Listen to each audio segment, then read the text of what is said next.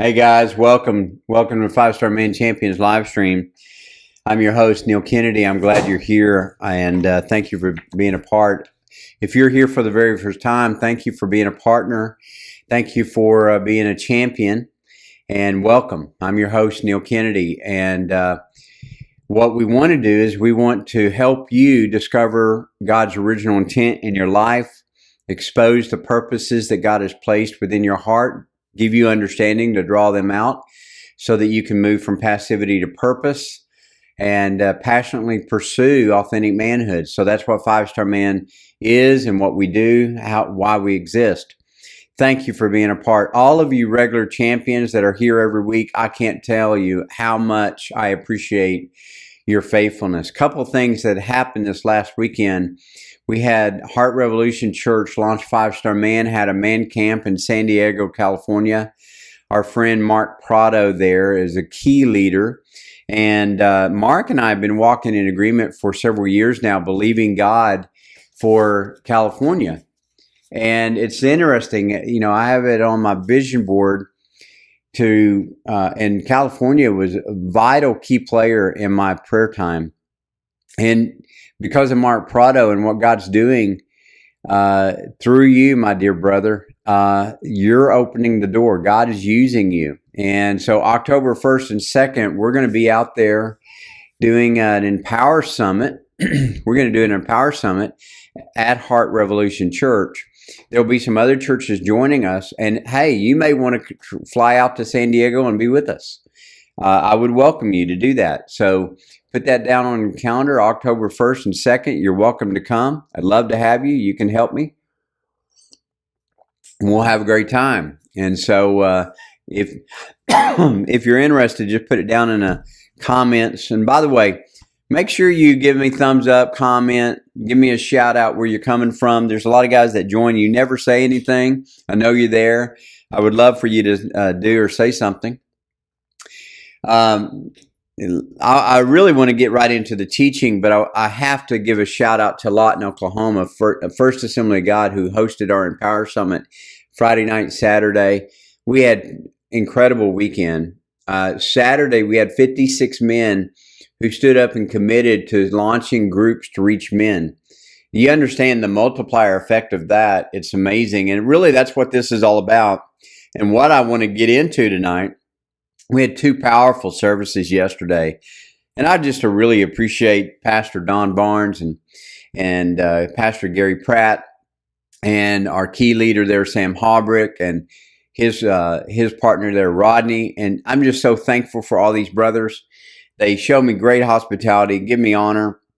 And because of that, the hand of God really did amazing works Friday night, Saturday, and both services yesterday. Well, look, I don't like taking too much time on announcements, but I want to get right into the word tonight. Get your field guide out. Genesis chapter 11, verse 1. Genesis chapter 11, verse 1. Get your field guide out. We're talking about speaking the language of men. At one time, all the people of the world spoke the same language and used the same words. And as the people migrated to the east, they found the plain of Shinar, which is the land of Babylon, and settled there. And they began to say to each other, "Let's make bricks and harden them with fire." In this region, bricks were used instead of stone, and tar was used for mortar. They said, "Come, let us build a great city with a tower that reaches to the heavens. This will make us famous. We can make a name for ourselves and keep us from being scattered over the world." Then the Lord came down to look at the city and the tower that people were building. "Look, the people are united and they all speak the same language. After this, nothing that they plan to do will be impossible for them. Let's go down and confuse the people with different languages. They won't be able to understand each other." In that way, the Lord scattered them all over the world, and they stopped building the city. And that is why the city is called Babel, because that is where the Lord confused the people with different languages, and he scattered them all over the world. Now, at first, if you just first look at this, you could get really confused to think that why would God do this? Why would God intentionally confuse people and their language so that they can't understand each other? Why would he do that? Well, it's pretty evident and pretty clear that if you understand Scripture, you go back to Adam. God commissioned Adam to go into all the world. God commissioned Adam to scatter upon the world. Take the seed that I've given you in the garden, and I want you to replicate and procreate everything that you have been given. I want you to multiply upon the earth. I'm going to say that again. Everything you've been given, you need to replicate, you need to procreate all over the world. Well, as you know, men began to just basically incline to evil. After men sinned, every thought in their heart was inclined to evil. So God, during the generation of Noah, had to give the earth a water baptism. He saved Noah and his family from the flood. Hebrews 11 says that was part of Noah's operation of faith, that he would be saved and save his family during that climatic event. Now, God speaks to Noah and his sons and says, I want you to scatter upon the earth. So it's repeated that it is God's intention, original intent, for man to cover the entire earth with his representation, God's image upon the earth. So here men are moving eastward. They find the plain of Shinar and they settle there. They say, this is where we want to stay. This is where we want to settle. So much so, then they begin to speak to one another perfectly in language, and they come up with a plan. And you see their motive in their mission statement. Come, let us build ourselves a city with a tower that reaches to the heavens so we can make a name for ourselves. So when you look at that, you see the motivation is revealed in their mission statement. I have a personal mission statement to live proficiently in biblical health, healing, prosperity, love, peace, joy. So my personal mission statement helps give me guidance to what I want to do and the motivations of my heart. The same way, this mission statement reveals what their motive is, and it reveals the fact that they wanted to settle right where they are. And God didn't want them to settle. So their mission statement, now this is important, their mission statement, come, they are effectively calling men to action. Come right now. Let's get some action going. Let us build ourselves a city. So they plan the community. They're taking their ingenuity to begin the science of architecture and planning and engineering. So much so that instead of using stone, now they're using brick. Instead of using mud, now they're using tar. So they're inventing ways. They're being entrepreneurial. They're inventing ways to do what they want to get done. Now, come, let us build ourselves a city with a tower that reaches. Now they're wanting to reach new heights. They're wanting to get out of the gravitational pull of the earth. Now they've got their sights set to the skies, not just the earth. See, God said, I want you to cover the earth. And they have yet to do that, but now they're wanting to reach upward. Man, there's a lot there I could unpack, but I just don't have time tonight. Then they said, let us make a name for ourselves. So rather than worshiping the name above all names, the name of God, now they're just wanting to focus on themselves. Let's make a name for ourselves. Let's make ourselves famous. So they wanted to establish the center of their influence by settling there. So here's what's interesting. God actually acknowledges the limitless ability of shared language. I'm going to say that again because I don't want you to just quickly let this fly by you. Listen to me carefully. God acknowledged the limitless ability of men who have shared language. Man, highlight it, write it down, mark it on your field guide. God acknowledged the limitless ability of men who have shared language. Isn't that interesting?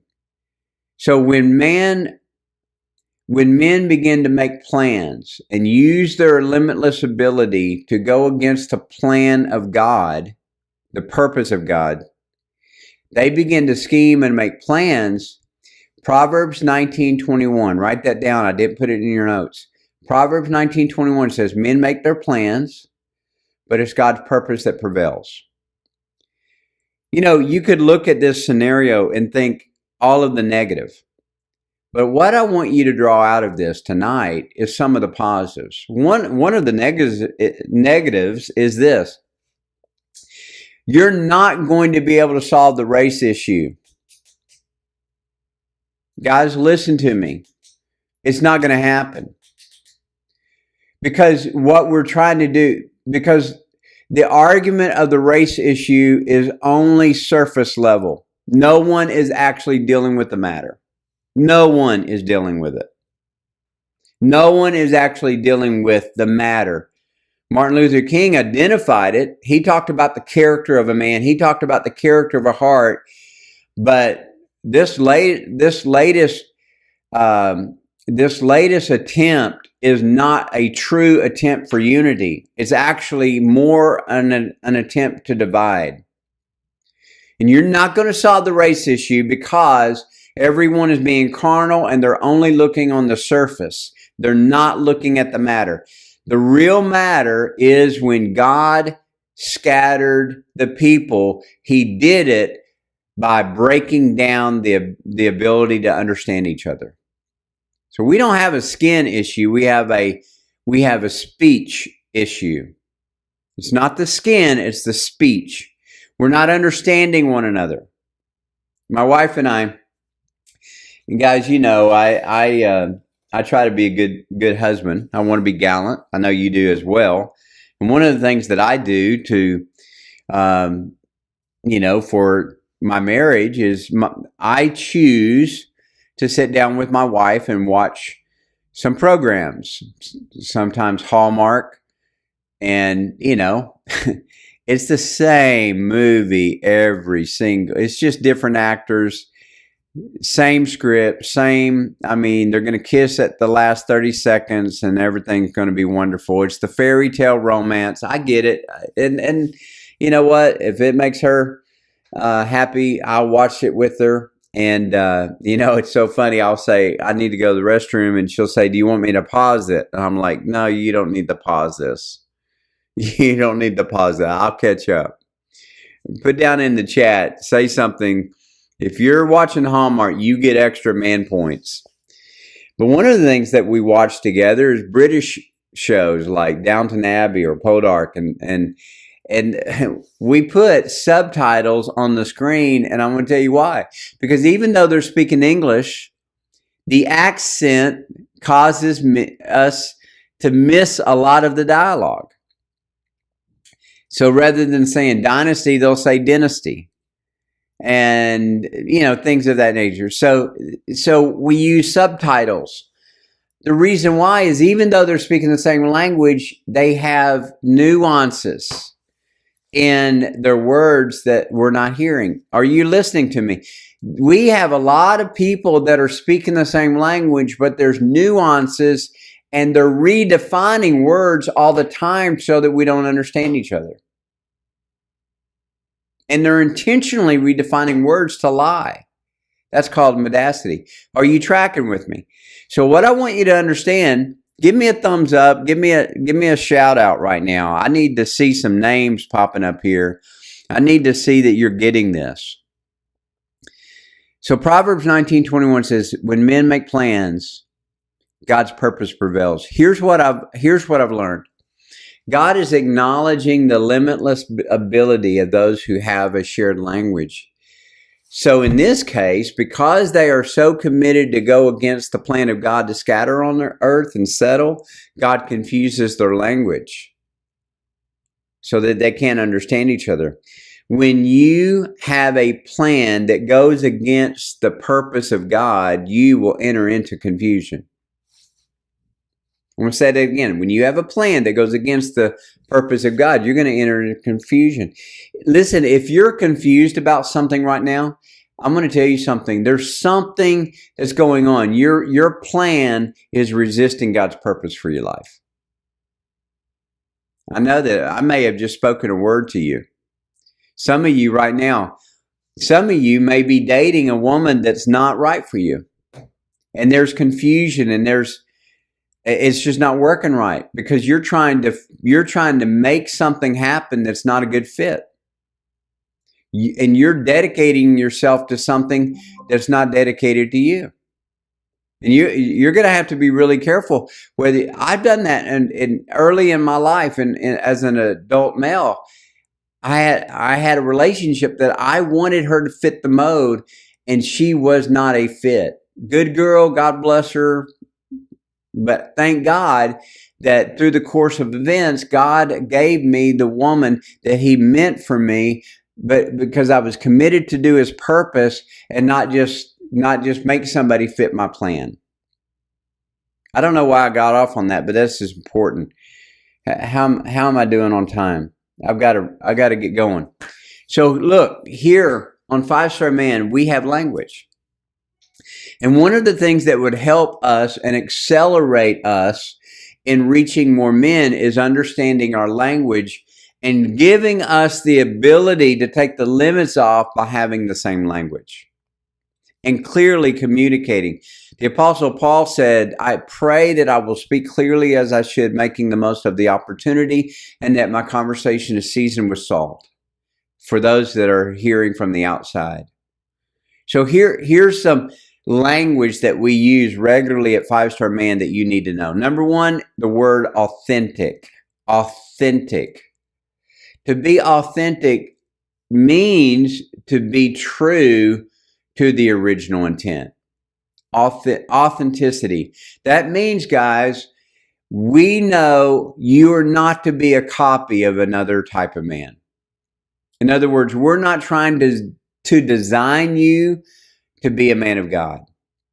I've been in those meetings where you have these large denominations or fellowships, and they want to conform men into an image of man of God that they think represents man of God best.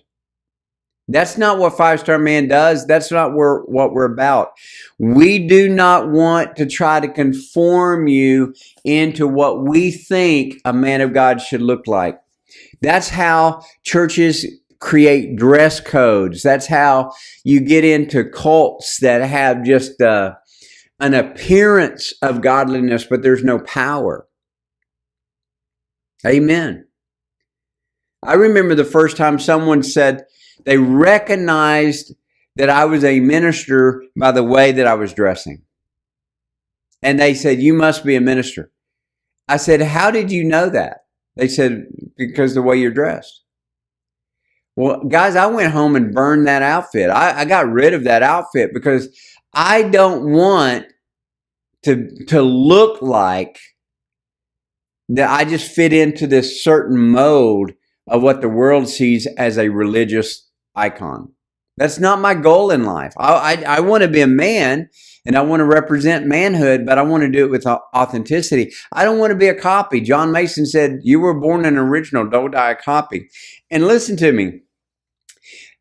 I do not want you to copycat anyone else or compare yourself to anyone else. I want you to be true to the original design that God designed you to be. Amen? That's why you can be you can be a white collar dressed in a tie suit and be a 5-Star Man, or you can be a welder, or you can be a cowboy, you can be a California cool guy, whatever you are. I want you to be true to who you are. You don't have to change clothing for me.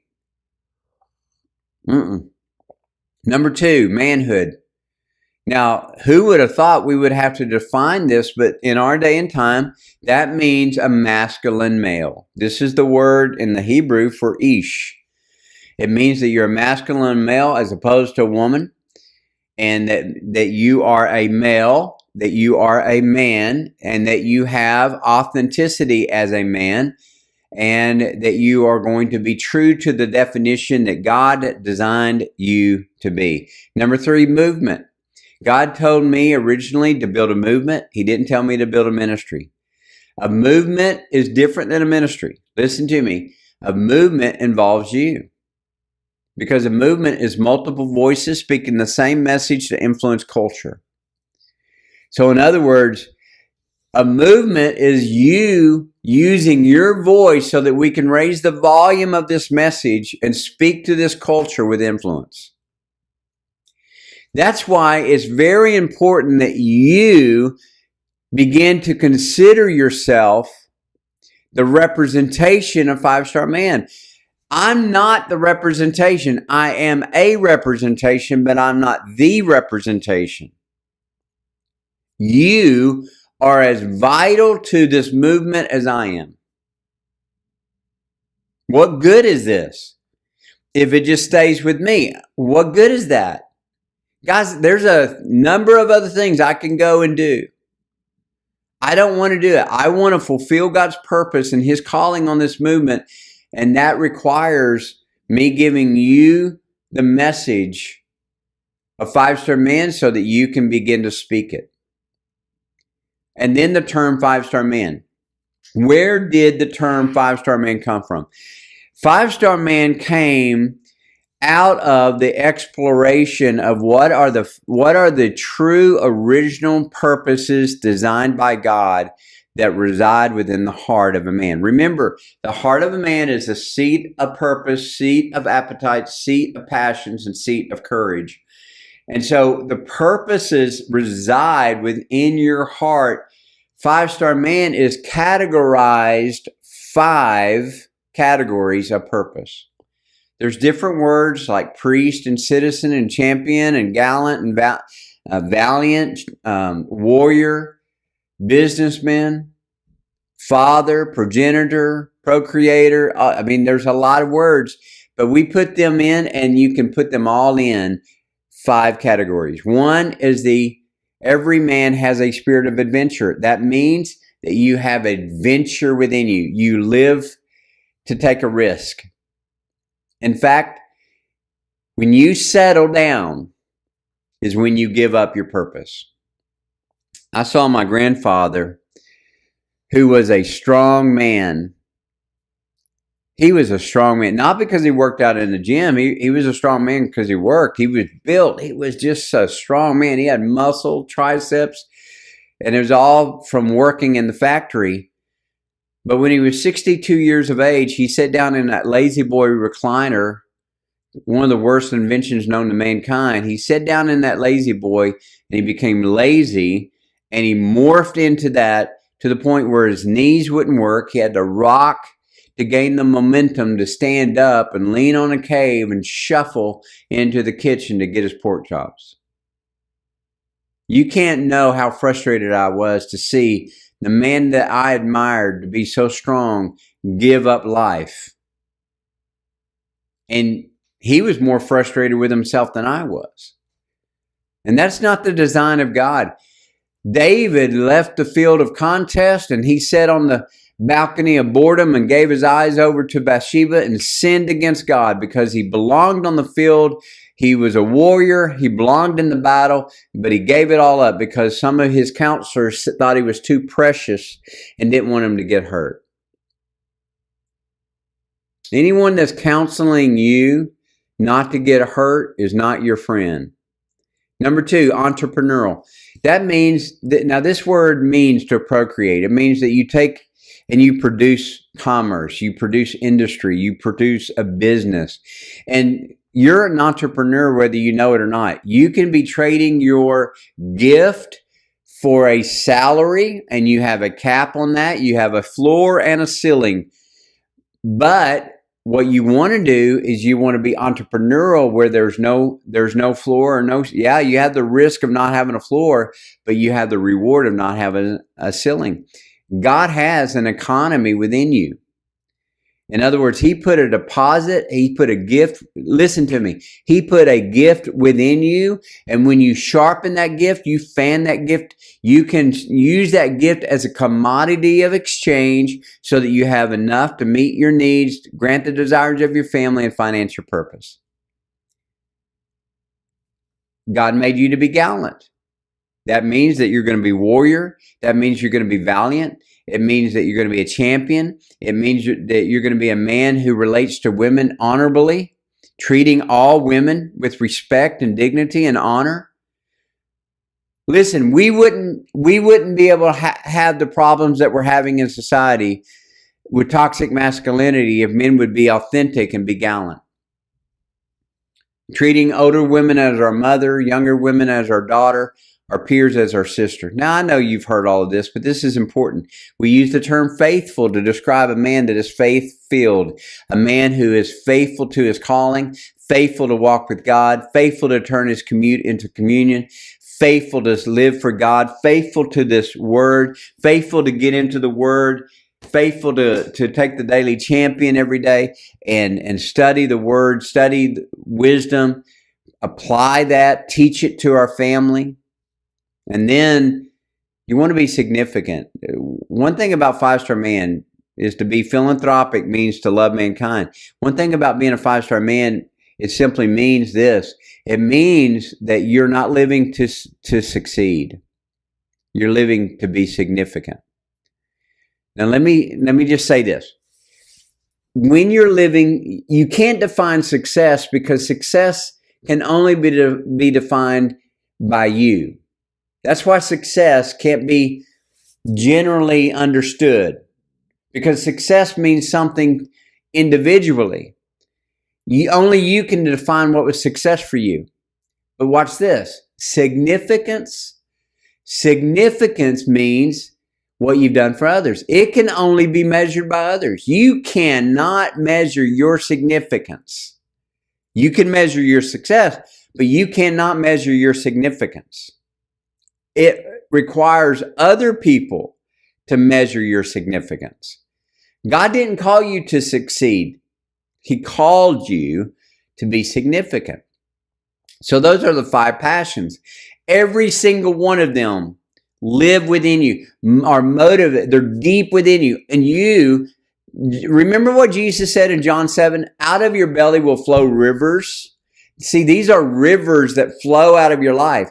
Out of your belly will flow rivers. And when you gain understanding, the Holy Spirit will help you become adventurous and entrepreneurial and gallant and faithful and significant, being philanthropic. Now, how do you flesh these out? How do you express these? Number one, we want to encourage men daily. We want to give you the Daily Champion. Make sure that you're getting the Daily Champion. Go to thedailychampion.com. Make sure you get that, watch that, listen to it, read it, go to Proverbs, read it, and I promise you it will change your life.